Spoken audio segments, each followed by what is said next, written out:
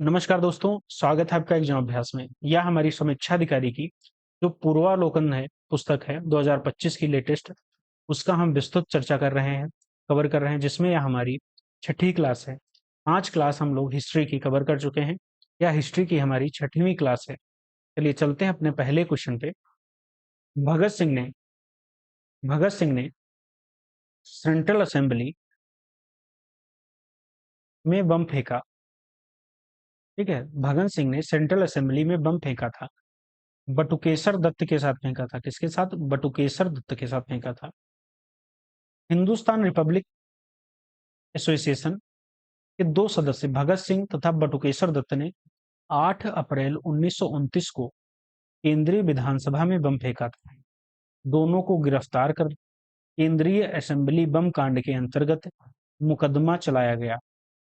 बाद में इस संगठन के अन्य सदस्यों को भी गिरफ्तार कर कुल 18 क्रांतिकारियों के ऊपर लाहौर षड्यंत्र कांड के अंतर्गत मुकदमा चलाया गया था। ध्यान रखना है, लाहौर षड्यंत्र के साथ मुकदमा चलाया गया था। भगत सिंह, राजगुरु और सुखदेव को फांसी हुई कब हुई थी? तो 23 मार्च 1931 को फांसी दे दी गई थी। उनकी फांसी के समाचार के संपूर्ण देश में मृत्यु सदृश उदासी में डूब गया था। ध्यान रखना है। तो जो बम कांड हुआ था उसमें कब हुआ था? तो 8 अप्रैल 1929 को हुआ था। चलिए अगला क्वेश्चन है। भगत सिंह को उनके 2 साथियों के साथ 23 मार्च 1931 को फांसी दी गई थी। वो साथी कौन थे? तो राजगुरु और सुखदेव थे। ध्यान रखना, ऑप्शन ए इसका करेक्ट हो जाएगा। 1926 में गठित नौजवान सभा का प्रारंभिक सदस्य कौन नहीं था? जो नौजवान सभा बनाई गई 1926 में, ध्यान रखना है, भी डेट भी याद रखनी है। नौजवान सभा 1926 में गठित हुई, उसका प्रारंभिक सदस्य कौन नहीं था? तो अंबिका चक्रवर्ती हैं, वो शुरुआत में इनके सदस्य नहीं थे। यसबाल, छबील दास और भगत सिंह इसके शुरुआत में जो प्रारंभिक में सदस्य थे। 1926 में बनाई गई नौजवान सभा। अंबिका जो चक्रवर्ती हैं इस सभा से संबंधित नहीं थे। ध्यान रखना है। चलिए अगला क्वेश्चन है। निम्नलिखित में कौन एक उग्रवादी था? 4 ऑप्शन दिए हैं, इसमें बताना है कौन उग्रवादी था। तो आपका बिपिन चंद्रपाल क्या हो जाएंगे? उग्रवादी थे। बाल बाल गंगाधर तिलक, बाल पाल पाल से बिपिन चंद्र पाल, और बाल पाल और लाला लाजपत राय, ये तीनों उग्रवादी उग्रवादी और अरविंदो घोष भी थे। तो ध्यान रखना है, ये उग्रवादी जिन्हें लाल बाल पाल के नाम से त्रिगुट था, ये उग्रवादी थे, नेता थे। चलिए अगला क्वेश्चन है। इनमें कौन उग्रवादी उग्र राष्ट्रवाद के उल्लेखनीय नेताओं में संबंधित नहीं था? तो ये तो आपके तीनों थे। ध्यान रखना है, लाल बाल पाल। गोपाल कृष्ण गोखले नहीं थे। तो ऑप्शन ए इसका करेक्ट हो जाएगा। चलिए अगला क्वेश्चन है। निम्नलिखित में किस महिला क्रांतिकारी ने दीक्षांत समारोह में अपनी उपाधि या डिग्री ग्रहण करते समय अंग्रेज गवर्नर कुलाधिपति पर गोली चलाई थी? तो आपका सी ऑप्शन करेक्ट हो जाएगा, बीना दास। फरवरी 1932 में बीना दास ने दीक्षांत समारोह में उपाधि ग्रहण करने के समय बहुत नजदीक से गवर्नर पर गोली चलाई थी। ध्यान रखना है। अगला क्वेश्चन देखेंगे। निम्नलिखित में किस क्रांतिकारी नेता ने कलकत्ता के पूर्व पुलिस कमिश्नर चार्ल्स टेगार्ट की हत्या का प्रयास किया था? तो ऑप्शन क्या हो जाएगा? डी इसका करेक्ट हो जाएगा, गोपीनाथ साहा। गोपीनाथ साहा इसका करेक्ट आंसर हो जाएगा। चलिए अगला क्वेश्चन देखेंगे। टॉपिक है भारत से बाहर क्रांतिकारी गतिविधियां। निम्नलिखित में किस देश में गदर पार्टी की स्थापना हुई है? बिल्कुल ध्यान रखना है, जो गदर पार्टी की स्थापना होती है वो यूएसए में हुई थी। प्रथम विश्व युद्ध के दौरान सक्रिय होने वाले गदर क्रांतिकारियों का जो आधार स्थल उत्तरी अमेरिका महाद्वीप का मुख्य देश संयुक्त राज्य अमेरिका का सैन फ्रांसिस्को नगर था। सैन फ्रांसिस्को संयुक्त राज्य अमेरिका के पश्चिमी भाग में स्थित है। ध्यान रखना है। तो सैन फ्रांसिस्को में इसकी स्थापना होती है, ये पूछा जाता क्वेश्चन है। तो कहाँ हुई थी? तो अमेरिका के सैन फ्रांसिस्को नगर में गदर पार्टी की स्थापना होती है। चलिए गदर पार्टी का मुख्यालय तो सैन फ्रांसिस्को में था। ये 2014 में पूछा हुआ क्वेश्चन है आरओ आरओ में, ध्यान रखना है। गदर पार्टी की स्थापना होती है 21 अप्रैल 1931 में। 1931 में।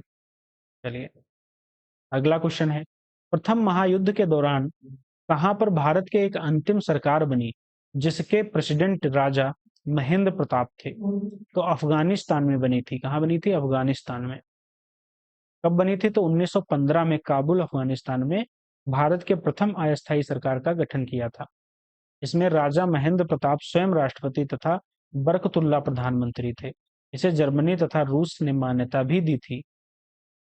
अगला क्वेश्चन है, कौन भारतीय क्रांति की मां कहलाती हैं? तो भीका जी जो रुस्तम कामा है, वो जो भारतीय क्रांति की मां कहलाती हैं। भीका जी रुस्तम कामा क्रांतिकारी राष्ट्रवाद की समर्थक थी। उन्होंने यूरोप एवं अमेरिका से क्रांति का संचालन किया। जिनेवा से वंदे मातरम पत्रिका निकाली।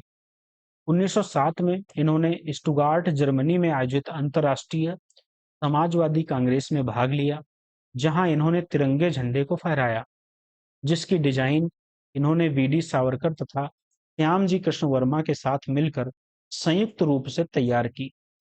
वह भारतीय क्रांति की मां के रूप में विख्यात हैं। अगला क्वेश्चन है, वह कौन थे जिन्होंने इंडियन इंडिपेंडेंस लीग की स्थापना की? ये ध्यान रखना है, इंडियन इंडिपेंडेंस लीग की स्थापना की रास बिहारी बोस ने। रास बिहारी बोस ने जापान में रह रहे भारतीय अप्रवासी 28 से 30 मार्च 1942 के दौरान राजनीतिक समस्याओं पर विचार विमर्श हेतु इन्होंने टोक्यो में भारतीयों का एक सम्मेलन आयोजित किया और 15 से 23 जून 1942 में बैंकॉक सम्मेलन में इसको विधिवत रूप से प्रदान किया गया। सुभाष चंद्र बोस को आमंत्रित किया गया। इसी सम्मेलन में रास बिहारी बोस ने इंडियन इंडिपेंडेंस लीग की स्थापना की। अगला है, इंडियन होम रूल सोसाइटी की स्थापना कब हुई थी? तो हुई थी 1905 में। 1905 में हुई थी। बंगाल विभाजन 1905 तथा स्वदेशी आंदोलन टॉपिक है। 1905 में बंगाल विभाजन किस वायसराय के ने किया था? तो किया था लॉर्ड कर्जन ने। कर्जन के टाइम पीरियड में बंगाल का विभाजन 1905 में होता है। बंगाल विभाजन 1905 में किया गया कर्जन के कार्यकाल में। इसे निर्णय की घोषणा 20 जुलाई 1905 की गई। 16 अक्टूबर 1905 से लागू हुआ और 1911 में दिल्ली दरबार में बंगाल विभाजन को निरस्त करने की घोषणा की गई। ध्यान रखना है। अगला क्वेश्चन है, ब्रिटिश वस्तुओं के बहिष्कार को राष्ट्रीय नीति के रूप में अपनाया गया था। तो 1905 में ये पूछा गया क्वेश्चन है 2014 का। चलिए अगला क्वेश्चन है, कांग्रेस बनारस, कलकत्ता और सूरत अधिवेशन के बारे में पढ़ेंगे हम लोग। स्वराज शब्द का प्रयोग सर्वप्रथम किसने किया? तो किया था बाल गंगाधर तिलक ने। बाल गंगाधर तिलक ने सर्वप्रथम स्वराज शब्द का प्रयोग किया था। स्वराज मेरा जन्म सिद्ध अधिकार है और मैं इसे लेकर रहूंगा। हालांकि स्वराज शब्द सर्वप्रथम दयानंद सरस्वती जी ने किया था, किंतु इस विकल्पों में तिलक जी हैं, इसीलिए तिलक का नाम आएगा। यदि दयानंद सरस्वती जी का नाम होता तो सबसे पहले आप दयानंद सरस्वती को ऑप्शन में टिक करते। अगला क्वेश्चन है, ग्रैंड ओल्ड मैन की संज्ञा किसे दी जाती है? तो दादा भाई नौरोजी को ग्रैंड ओल्ड मैन की संज्ञा दी जाती है। ध्यान रखना है। चलिए अगला क्वेश्चन है, इनमें से किसे द ग्रैंड ओल्ड मैन? तो दादा भाई नौरोजी हो जाएगा और 2014 का पूछा हुआ क्वेश्चन है। 1907 भारतीय राष्ट्रीय कांग्रेस के जो सूरत अधिवेशन के वार्षिक अधिवेशन के जो अध्यक्ष थे वो कौन थे? तो आरसी घोष थे। कौन थे? आरसी घोष। चलिए आरसी ने आरबी घोष हैं। रास बिहारी घोष को अध्यक्ष बनाया गया था 1907 में जो सूरत अधिवेशन होता है उसमें। भारतीय राष्ट्रीय कांग्रेस में सूरत की जो फूट हुई थी वो आपकी 1907 में हुई थी, जिसमें गरम दल और नरम दल, नरमपंथी और गरमपंथी दल दोनों गुटों में अलग हो गया था। फिर ये 1916 में जो लखनऊ अधिवेशन होता है, लखनऊ अधिवेशन में फिर एक हुए थे। अगला टॉपिक है, मुस्लिम लीग का गठन 1906 1906 में मुस्लिम लीग की स्थापना हुई थी। कहाँ हुई थी? तो ढाका में हुई थी। 1906 में ढाका में आगा खान ने नेतृत्व में मुस्लिमों ने शिमला प्रतिनिधिमंडल ने एक ऐसी केंद्रीय मुस्लिम सभा बनाने का विचार किया जिसका उद्देश्य मुसलमानों के हितों का संरक्षण हो। इसी विचारक के अनुरूप ढाका में संपन्न अखिल भारतीय मुस्लिम शैक्षिक सम्मेलन के दौरान दिसंबर 1906 में इस सम्मेलन के स्वागत समिति के अध्यक्ष तथा राजनीतिक बैठकों के संयोजक ढाका के नवाब सलीमुल्लाह खान ने अखिल भारतीय मुस्लिम लीग के गठन का प्रस्ताव किया था। ये ध्यान रखना है। चलिए अगला क्वेश्चन है, मार्ले मिंटो सुधार से राष्ट्रीय आंदोलन की अवधि जिस घटना में मतभेद के बीज थे और वह जिसमें अंततः देश का विभाजन कराया था वो कौन था? तो आपका विधान सभाओं में मुसलमानों के लिए पृथक निर्वाचक क्षेत्रों और स्थानों का आरक्षण। ये ध्यान रखना है। 1909 में मार्ले मिंटो सुधार आता है। अगला क्वेश्चन है, टॉपिक है दिल्ली दरबार और राजधानी परिवर्तन। दिल्ली दरबार और राजधानी परिवर्तन। चलिए क्वेश्चन है, दिल्ली भारत की राजधानी बनी कब बनी थी? तो 1911 में बनी थी। चलिए अगला क्वेश्चन है, 1911 में दिल्ली की राजधानी की घोषणा होती है। कांग्रेस का जो लखनऊ अधिवेशन होता है 1916 में। अखिल भारतीय राष्ट्रीय कांग्रेस का जो अधिवेशन होता है लखनऊ में, महात्मा गांधी को चंपारण के किसानों की समस्याओं से अवगत कराया गया था। तो ये लखनऊ अधिवेशन हुआ था आपका 1916 में। कांग्रेस के लखनऊ अधिवेशन में महात्मा गांधी से राजकुमार शुक्ल की मुलाकात हुई, जिन्होंने उन्हें चंपारण के किसानों की समस्याओं से अवगत कराया था।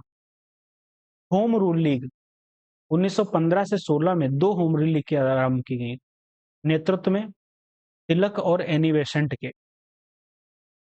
1916 को तिलक ने एवं सितंबर 1916 को एनी बेसेंट ने अपनी अपनी होम रूल लीग की स्थापना की। बेसेंट ने कॉमनवेल्थ न्यू इंडिया तथा तिलक ने मराठा और केसरी के माध्यम से अपनी अपनी लीग का प्रचार किया। अगला क्वेश्चन है, महात्मा गांधी को सर्वप्रथम राष्ट्रपिता किसने कहा था? तो महात्मा गांधी को सर्वप्रथम राष्ट्रपिता कहा था सुभाष चंद्र बोस जी ने। जुलाई 1944 में सुभाष चंद्र बोस ने आजाद हिंद रेडियो पर बोलते हुए गांधी को संबोधित किया, भारत की स्वाधीनता का आखिरी युद्ध शुरू हो चुका है। राष्ट्रपिता भारत की मुक्ति के इस पवित्र युद्ध में हम आपका आशीर्वाद और शुभकामनाएं चाहते हैं। चलिए अगला क्वेश्चन है, गांधी के नाम के पहले महात्मा जोड़ा गया तो चंपारण सत्याग्रह के दौरान में महात्मा जोड़ा गया था। चलिए किसने कहा था? तो रविंद्रनाथ टैगोर जी ने। चंपारण कृषि जांच समिति का सदस्य निम्नलिखित में से कौन नहीं था? तो अनुग्रह नारायण नहीं थे, बाकी डीजे रीड, महात्मा गांधी और एफ.जी. स्लाई। 2017 का पूछा हुआ क्वेश्चन है। चंपारण जनपद में तीन कठिया प्रथा का तात्पर्य था, क्या था आपका? तो किसानों द्वारा 3/20 भूभाग पर नील की खेती, कल्टीवेशन ऑफ इंडिगो करना, इसका तीन तीन कठिया प्रथा का तात्पर्य चंपारण जनपद से था। चलिए अगला अभिकथन दिया गया है और दूसरा कारण है। अभिकथन में दक्षिण अफ्रीका के संघर्षों ने गांधी जी को राष्ट्रीय आंदोलन के नेतृत्व के लिए तैयार किया। कारण में कहा गया है कि दक्षिण अफ्रीका में भारतीयों के जुझारूपन को देखकर गांधी जी को यह विश्वास हो गया था कि भारतीय जनता किसी उद्देश्य के लिए जुझारू संघर्ष और बलिदान के लिए तैयार हो जाएगी। ये आपका गलत है, पहला आपका करेक्ट हो जाएगा। तो ऑप्शन सी इसका करेक्ट आंसर है। ये 2023 का लेटेस्ट में पूछा हुआ क्वेश्चन है। चलिए अगला क्वेश्चन, इसमें भी अभिकथन और कारण दिया गया है। अक्टूबर 1940 में गांधी जी ने चुने हुए कुछ लोगों द्वारा सीमित सत्याग्रह का आह्वान किया। कारण क्या है? यह सत्याग्रह इसलिए सीमित था रखा गया ताकि ब्रिटेन के युद्ध प्रयासों को ठेस पहुंचे। ये भी आपका पूछा हुआ क्वेश्चन है लेटेस्ट में। तो ये भी ए आपका सत्य हो जाएगा और आर क्या है आपका असत्य हो जाएगा। चलिए अगला क्वेश्चन है, किसान आंदोलन से वह प्रदेश कौन था जहां बाबा रामचंद्र ने किसानों को संगठित किया? आपका अवध हो जाएगा, अवध। वर्ष 1919 के अंतिम दिनों में किसानों को संगठित विद्रोह खुलकर सामने आया। उत्तर प्रदेश के प्रतापगढ़ जिले में नाई धोबी बंद सामाजिक बहिष्कार एवं संगठित कार्रवाई की पहली घटना घाटी झिंगुरी सिंह और दुर्गपाल ने इसमें महत्वपूर्ण भूमिका निभाई। चलिए अगला क्वेश्चन है, वह कौन जगह थी जहां अखिल भारतीय किसान सभा का पहला अधिवेशन हुआ? तो लखनऊ में हुआ था। लखनऊ में स्थापित अखिल भारतीय किसान कांग्रेस के जो महासचिव के रूप में निम्नलिखित में से किसे चुना गया था? तो आपको एनजी रंगा को चुना गया था। एनजी रंगा चुने गए थे। भूदान आंदोलन की शुरुआत हुई थी, तो हुई थी आंध्र प्रदेश राज्य से भूदान आंदोलन की शुरुआत। विनोबा भावे सर्वोदय सम्मेलन के सिलसिले से 18 अप्रैल 1951 को तत्कालीन आंध्र प्रदेश के नलगोंडा जिले में पहुंचे थे। ठीक है, ये ध्यान रखना है। भूदान आंदोलन का सर्वप्रथम प्रारंभ किस राज्य में हुआ? तो आंध्र प्रदेश में हुआ था। ये 2014 का पूछा गया क्वेश्चन है। ट्रेड यूनियन एवं साम्यवादी दल भारत ट्रेड यूनियन कांग्रेस के पहले अध्यक्ष कौन थे? पहले अध्यक्ष थे आपके लाला लाजपत राय। निम्नलिखित में कौन 1929 में अखिल भारतीय ट्रेड यूनियन कांग्रेस के अध्यक्ष थे? तो जवाहरलाल नेहरू थे। जवाहरलाल नेहरू। मेंस का 2021 का पूछा गया क्वेश्चन है। 1928 और 1929 तक जवाहरलाल नेहरू अखिल भारतीय ट्रेड यूनियन कांग्रेस के अध्यक्ष थे। वर्ष 1929 में नागपुर अधिवेशन की अध्यक्षता सुभाष चंद्र बोस ने की थी। रॉलेट एक्ट और जलियांवाला बाग हत्याकांड 1919 से इसके विरुद्ध विरोध प्रकाशन के अभिप्राय के रूप में रविंद्रनाथ टैगोर ने अपनी नाइट की पदवी, नाइटहुड की जो पदवी है वो त्याग दी थी। तो ये जलियांवाला जो बाग हत्याकांड हुआ था उसमें 13 अप्रैल 1919 को जलियांवाला बाग हत्याकांड जो हुआ उसमें हृदय विदारक घटना के बाद रविंद्रनाथ टैगोर ने ब्रिटिश सरकार द्वारा प्रदान नाइट की जो है उपाधि लौटा दी थी। रॉलेट एक्ट की वायसराय किस वायसराय के काल में पारित हुआ था? तो लॉर्ड जो चेम्सफोर्ड थे इनके कार्यकाल में पारित हुआ था। 1916 से 1921 के मध्य भारत के वायसराय रहे। उन्होंने रॉलेट एक्ट 1919 पारित किया था। भारतीय राष्ट्रीय आंदोलन के संबंधित निम्नलिखित घटनाओं को कालक्रम के अनुसार व्यवस्थित करना है और नीचे दिए गए कूट में सही उत्तर का चयन करना है। रॉलेट एक्ट 1919, रॉलेट सत्याग्रह, रॉलेट सत्याग्रह 6 अप्रैल 1919। ठीक है, ध्यान 1919 तो आपका ये भी सही हो जाएगा। भारतीय राष्ट्रीय कांग्रेस का अमृतसर अधिवेशन 1919, जलियांवाला बाग हत्याकांड 1919। तो इसमें पूछा है कालक्रम के अनुसार व्यवस्थित करना है। तो पहले आपका मार्च मार्च में हुआ था आपका रॉलेट। सत्याग्रह कब हुआ? सत्याग्रह होता है अप्रैल। और भारतीय राष्ट्रीय कांग्रेस का जो 19 अधिवेशन होता है ये आपका 6 अप्रैल को होता है। और हत्याकांड जो ये होता है 13 अप्रैल को होता है। और जो राष्ट्रीय कांग्रेस अमृतसर होता है ये दिसंबर। तो इसमें ऑप्शन 20 का करेक्ट हो जाएगा। असहयोग आंदोलन चौरी चौरा किस जनपद में स्थित है? टॉपिक है असहयोग आंदोलन। चौरी चौरा जो है वो किस जनपद में स्थित है? तो गोरखपुर में जनपद में स्थित है। क्यों इससे संबंधित है? क्योंकि चौरी चौरा जो कांड होता है वास्तविक जो तिथि थी 4 फरवरी 1922। इस तिथि को उत्तर प्रदेश के गोरखपुर जिले में चौरी चौरा नामक स्थान पर किसानों ने एक जुलूस पर गोली चलाए जाने के कारण क्रुद्ध भीड़ ने थाने में आग लगा दी जिसमें 23 सिपाहियों की मृत्यु हो गई। यह घटना इतिहास के में चौरी चौरा के नाम से प्रसिद्ध हो गई। असहयोग आंदोलन के दौरान विदेशी वस्त्रों के जलाए जाने पर किसने महात्मा गांधी को लिखा किया निष्ठुर बर्बादी है? तो रविंद्रनाथ टैगोर। रविंद्रनाथ टैगोर ने लिखा था। चलिए, रविंद्रनाथ टैगोर आंदोलन एवं विरोध प्रदर्शन के विपरीत विपरीत रचनात्मक कार्यक्रम को विशेष महत्व देते थे, जिसके कारण उन्होंने विदेशी वस्त्रों की होली जलाने के विपरीत गांधी जी को रचनात्मक कार्यक्रम अपनाने की बात की अपने पत्र में कही थी। निम्नलिखित वक्तव्यों पर विचार करना है। महात्मा गांधी द्वारा 1922 में असहयोग आंदोलन स्थगित कर दिया गया। कारण है इस आंदोलन का सी आर दास और मोतीलाल नेहरू द्वारा विरोध किया गया। तो ऑप्शन क्या हो जाएगा? दोनों करेक्ट हैं लेकिन व्याख्या नहीं करते हैं। ठीक, करेक्ट तो है बट व्याख्या नहीं करते हैं। महात्मा गांधी द्वारा फरवरी 1922 में सहयोग आंदोलन स्थगित करने का कारण चौरी चौरा की हिंसक घटना थी। साथ ही सी आर दास एवं मोतीलाल नेहरू द्वारा असहयोग आंदोलन के स्थगन का कड़ा विरोध किया गया। इस प्रकार कथन एवं कारण दोनों सत्य हैं, परंतु व्याख्या नहीं कर रहे हैं। नीचे के दो कथन दिए गए हैं और क्या है, अभिकथन, दो कथन और कारण है। रविंद्रनाथ टैगोर ने नाइटहुड की उपाधि को त्याग दिया, बिल्कुल त्यागा था। वे असहयोग आंदोलन में भाग लेना चाहते थे, ये आपका गलत है। तो ए सही है और आर गलत है। क्यों त्यागा था? तो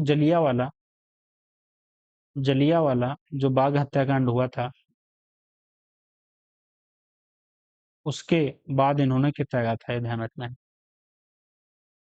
स्वराज पार्टी का गठन 1923, स्वराज पार्टी को संस्थापित किया गया था इसके द्वारा, तो सी आर दास तथा मोतीलाल नेहरू के द्वारा किया गया था। चलिए अगला क्वेश्चन है, सेंट्रल लेजिस्लेटिव असेंबली का प्रथम भारतीय अध्यक्ष स्पीकर कौन था? तो आपका विट्ठल भाई जे पटेल थे, विट्ठल भाई जे पटेल। अगस्त 1925 में सेंट्रल लेजिस्लेटिव असेंबली का अध्यक्ष निम्नलिखित में से कौन था? तो आपका विट्ठल भाई पटेल थे, विट्ठल भाई पटेल। साइमन कमीशन से क्वेश्चन हैं, जैसे कांग्रेस ने साइमन आयोग का बहिष्कार किया था। कारण है साइमन आयोग में एक भी सदस्य भारतीय नहीं था, तो आपका व्याख्या भी कर रहे हैं और दोनों सत्य भी हैं। चलिए, 1927 में साइमन कमीशन का गठन किया गया। जॉन साइमन की अध्यक्षता में गठित इस आयोग में कुल 7 सदस्य थे, जिसमें भारतीय नहीं थे, सभी सदस्य क्या अंग्रेज थे, इसीलिए इसका विरोध हुआ था। साइमन कमीशन के संदर्भ में इसमें 2 बार भारत को दौरा किया। इसका दूसरा दौरा 11 अक्टूबर 1929 और 13 अप्रैल 1930 तक का था। तो आपका केवल एक सही है, दूसरा आपका गलत हो जाएगा। केवल एक सही है, तीसरा आपका गलत है। साइमन कमीशन ने 2 बार दौरा किया था, बिल्कुल किया था। 3 फरवरी से 31 मार्च 1928, दूसरी बार 11 अक्टूबर 1928 से 13 अप्रैल 1929 तक। अगला क्वेश्चन है, पंजाब केसरी की उपाधि किसको दी गई? पंजाब केसरी की उपाधि दी गई थी लाला लाजपत राय को, लाला लाजपत राय को। पंजाब केसरी पंजाब के प्रमुख राजनीतिक नेता जिन्होंने ब्रिटिश राज के विरुद्ध स्वतंत्रता आंदोलन का नेतृत्व किया, इन्हें पंजाब केसरी की उपाधि दी गई थी। नेहरू रिपोर्ट तैयार की थी, तो मोतीलाल नेहरू ने नेहरू रिपोर्ट तैयार की थी। 1927 में साइमन कमीशन के प्रत्युत्तर में नेहरू रिपोर्ट 1928 में तैयार की गई थी, ध्यान रखना। कांग्रेस का लाहौर अधिवेशन 1929, पूर्ण स्वराज का प्रस्ताव। भारतीय राष्ट्रीय कांग्रेस के लाहौर अधिवेशन 1929 के अध्यक्ष कौन थे? तो आपके जवाहरलाल नेहरू थे। निम्नलिखित में कौन सा 1929 में कांग्रेस के लाहौर अधिवेशन में पारित संकल्प में शामिल नहीं था? तो आपका अस्पृश्यता का जो उन्मूलन है वो शामिल नहीं था। कांग्रेस के लाहौर अधिवेशन 31 दिसंबर 1929 को घोषित संकल्प में स्पष्ट किया गया था कि गोलमेज सम्मेलन से कोई लाभ नहीं है। नेहरू कमेटी के डोमिनियन राज्य के दर्जे की योजना समाप्त की जाती है। स्वतंत्रता का नवग्रहित तिरंगा पहली बार कब लहराया गया? तो आपका 31 दिसंबर 1929 को लहराया गया था। चलिए अगला क्वेश्चन है, सविनय अवज्ञा से कथन में कहा गया महात्मा गांधी द्वारा नमक आंदोलन वर्ष 1930 में चलाया गया। कारण में महात्मा गांधी का उद्देश्य था कि गरीबों को नमक मुक्त उपलब्ध हो। बिल्कुल करेक्ट है, सी ए आपका करेक्ट है, परंतु आर गलत है। क्या गलत है इसमें? तो जो गांधी जी द्वारा आरंभ किए गए सविनय अवज्ञा आंदोलन के जो प्रतीक के रूप में 6 अप्रैल 1930 को दांडी में नमक कानून तोड़कर ब्रिटिश सरकार के प्रति अवज्ञा अपनाई गई। आंदोलन शुरू करने से पहले गांधी जी ने वायसराय इरविन के समक्ष 11 मांगे रखी थी। उनमें नमक पर सरकारी एकाधिकार की समाप्ति की मांग की गई थी, न कि गरीबों को मुफ्त नमक उपलब्ध कराने की। ध्यान रखना है। सविनय अवज्ञा आंदोलन के संदर्भ में निम्नलिखित कथनों पर विचार करना है। महात्मा गांधी को नमक कानून तोड़ने के विरोध में सजा नहीं दी गई थी। दूसरा है, मदन मोहन मालवीय, देवदास गांधी और एम के मुंशी को नमक कानून तोड़ने पर सजा दी गई थी। तो इसमें गलत क्या है आपका? दूसरा आपका सही है, पहला आपका क्या हो जाएगा? गलत हो जाएगा। अगला क्वेश्चन है, नमक सत्याग्रह के समय गांधी जी के गिरफ्तार हो जाने के बाद आंदोलन के नेता के रूप में उनका स्थान किसने लिया था? तो अब्बास तैयब जी ने लिया था। अब्बास तैयब जी ने लिया था। चलिए, आचार्य विनोबा भावे किस आंदोलन में भाग लेने के लिए प्रथम बार गिरफ्तार हुए थे? तो सविनय अवज्ञा आंदोलन, सविनय अवज्ञा आंदोलन में। लाल कुर्ती आंदोलन के नेता कौन थे? तो खान अब्दुल गफ्फार खां थे, जिन्हें सीमांत गांधी भी कहा जाता था। सीमांत गांधी। अगला क्वेश्चन, 1930 में अंग्रेज सरकार के विरुद्ध प्रसिद्ध पेशावर कांड का नायक कौन था? तो वीर चंद्र सिंह गढ़वाली थे। 1930 में अंग्रेज सरकार के विरुद्ध प्रसिद्ध पेशावर कांड के जो नायक वीर चंद्र सिंह गढ़वाली थे। गोलमेज सम्मेलन, उस भारतीय का नाम क्या था जिसने तीनों गोलमेज सम्मेलनों में भाग लिया? बी आर अम्बेडकर हो जाएंगे, बी आर अम्बेडकर। जवाहरलाल नेहरू ने दूसरे गोलमेज सम्मेलन 1932 में भारतीय राष्ट्रीय कांग्रेस का प्रतिनिधित्व किया। कारण है इरविन समझौते 1931 में। भारतीय राष्ट्रीय कांग्रेस का दूसरे गोलमेज सम्मेलन 1932 में भाग लेना अंतर्निहित था। इसमें सही क्या हो जाएगा आपका? ए गलत है, आर आपका करेक्ट हो जाएगा। अगला क्वेश्चन है, ब्रिटिश सरकार द्वारा लंदन में भारतीय नेताओं का प्रथम गोलमेज सम्मेलन कब बुलाया गया? तो आपका 1930 में बुलाया गया था, 1930 में। अगला क्वेश्चन है, तीनों गोलमेज सम्मेलनों में भाग लेने वाले भारतीय निम्नलिखित नेताओं में से कौन थे? तो कौन थे आपके? डॉक्टर भीमराव अम्बेडकर, जो कि तीनों तीनों गोलमेज में भाग लिया था, तीनों में भाग लिया था। तीनों गोलमेज सम्मेलनों में भाग लेने वाले भारतीय डॉक्टर भीमराव अम्बेडकर थे, जबकि महात्मा गांधी ने कांग्रेस के प्रतिनिधि के रूप में केवल द्वितीय गोलमेज के सम्मेलन में भाग लिया था। सांप्रदायिक पंचाट एवं Poona pact 1932, B R Ambedkar व गांधी जी के बीच एक समझौता हुआ जो कहलाता है, आपका पूना समझौता कहलाता है, पूना समझौता। 16 अगस्त 1932 को रैमजे मैकडोनाल्ड ने अपने सांप्रदायिक निर्णय की घोषणा की। इस अधिनिर्णय के तहत मुसलमानों, यूरोपियों, भारतीय ईसाइयों, आंग भारतीयों तथा सिखों के साथ साथ दलित वर्गों के लिए पृथक निर्वाचक मंडल का प्रावधान किया था। इसके विरोध में गांधी जी ने 30 सितंबर 1932 को आमरण अनशन के बैठे थे। ध्यान रखना है। चलिए, अगला क्वेश्चन है, कथन में ब्रिटिश सरकार ने अगस्त 1932 में सांप्रदायिक पुरस्कार की घोषणा की। सांप्रदायिक पुरस्कार की घोषणा की कारण में इसके तहत प्रत्येक अल्पसंख्यक समुदाय के लिए विधानमंडलों में कुछ सीटें सुरक्षित की गई थी, जिसके लिए सदस्यों का चुनाव पृथक निर्वाचक मंडलों से होता था। इसमें करेक्ट हो जाएगा आपका ऑप्शन ए करेक्ट हो जाएगा। अखिल भारतीय हरिजन संघ की स्थापना कब की गई और किसने की थी? तो महात्मा गांधी जी ने अखिल भारतीय हरिजन हरिजन संघ की स्थापना की। कब की? तो 1932 में की थी। 1933 में उन्होंने साप्ताहिक हरिजन नामक पत्रिका का प्रकाशन किया। प्रारंभ में किया तो प्रारंभ किया था। अखिल भारतीय हरिजन संघ का अध्यक्ष गांधी जी ने घनश्याम दास बिड़ला को बनाया था, ध्यान रखना है। चलिए, अगला क्वेश्चन है, कांग्रेस का त्रिपुरी संकट 1939। निम्नलिखित में भारतीय राष्ट्रीय कांग्रेस के अधिवेशन में कांग्रेस के अध्यक्ष नाव सुभाष चंद्र बोस ने पट्टाभी सीतारामैया को पराजित किया था। ऑप्शन बी त्रिपुरी अधिवेशन 1939 में। त्रिपुरी अधिवेशन 1938 में कांग्रेस के हरिपुरा गुजरात अधिवेशन सुभाष चंद्र बोस पहली बार अध्यक्ष निर्विरोध बने थे। 1939 में त्रिपुरी अधिवेशन में वो गांधी जी द्वारा समर्थित पट्टाभी सीतारामैया को पराजित कर कांग्रेस के दूसरी बार अध्यक्ष बने। ध्यान रखना है।